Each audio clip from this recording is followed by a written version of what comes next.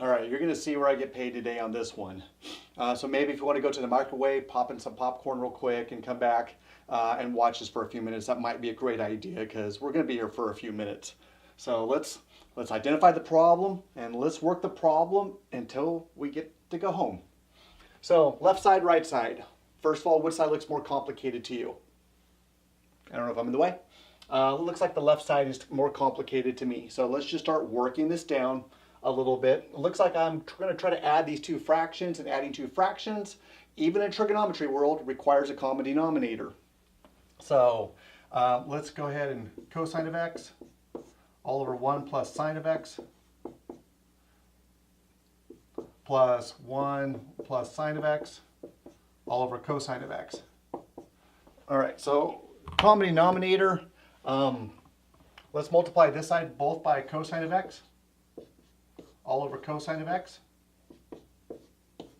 Multiply this side by 1 plus sine of x all over 1 plus sine of x. Again, this is just a clever version of 1, nothing to write home about.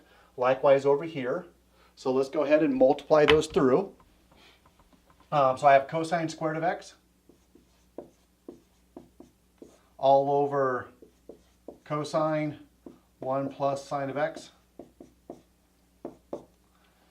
Over here, 1 plus sine of x times 1 plus sine of x. Do you remember how to multiply two binomials together? First term times first term, 1 plus a combination of the middle terms. So I'll have 2. I'll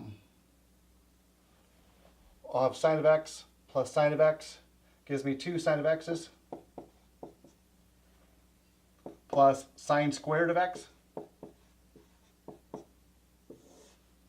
all over my denominator, which is cosine of x, plus, whoops, not plus, 1 plus sine of x. So there I go. I have common denominators. So I can go ahead and write them all over one denominator. So I have cosine of x, cosine squared of x, plus 1 plus 2 sine of x plus sine squared of x all over cosine x over 1 plus sine of x. Again, I think you're able to follow along. I don't think you'll be able to do this your first time, but watching what I'm doing, you're going, yeah, okay, that makes sense. Don't know if I can do it yet, but it does make sense. And that's where I want you to be at right now. I just want it to make sense. It's only through the practice that you're going to do your homework is where you're going to have the confidence that you can do this, and maybe you can teach other people how to do this. All right, let's go ahead and look at and see what I got going on here. Cosine squared of x and a sine squared of x. Only if I could get those together somehow, because I know that's a trig identity. So let's do that. Cosine squared of x plus, we'll just put them next to each other for right now.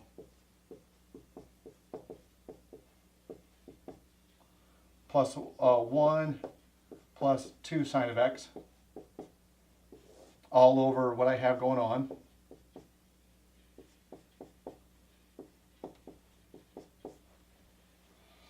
Okay, cosine squared of x plus sine squared of x. That's my trig identity from Pythagorean, and that's just a 1.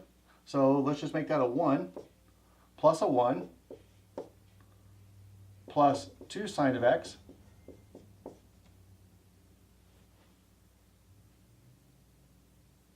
all over my denominator, which is cosine of x,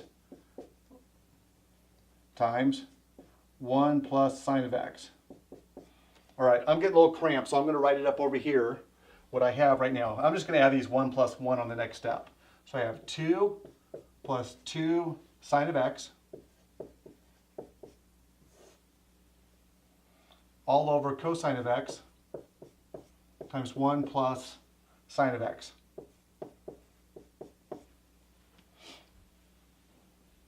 Looks better? I didn't think so either. I think we still got a ways to go to kind of get a sense of what's happening there. What to do? Let's factor out a 2 on the top and see if that goes somewhere for us. So factoring out a 2, I'm left with a 1 plus sine of x all over my cosine of x times 1 plus sine of x. That was fortunate, wasn't it? Factoring that out, I now see that I have a clever version of 1 that just showed up. So I can go ahead and cancel this term out with that term, and I'm left with 2 over cosine of x.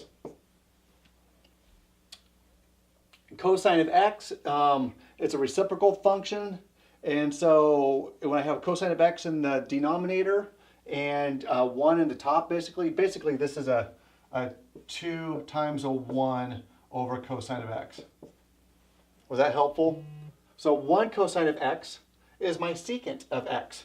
So I have 2 now times my secant of x. And I think that's what I was trying to verify. Yeah, that's what I was trying to verify. So through all of that, I was eventually able to get there, and I feel great.